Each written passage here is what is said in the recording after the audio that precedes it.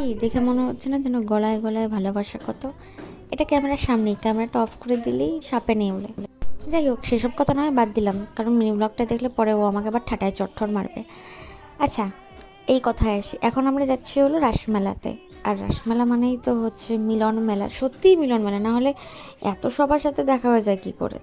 দেখতে দেখতে মেলার মধ্যেও ঢুকে পড়লাম।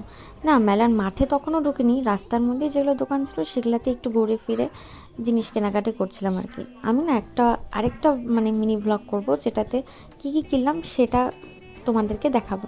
আর এখানে দিদি আমাকে যতই সামনে নিয়ে ঝগড়াও, ও কিন্তু কখনো আমাকে একা ছাড়ে না। ও আমাকে সবসময় ভিড়ের মধ্যে এইভাবে হাত ধরে ধরে আগলায় রাখে।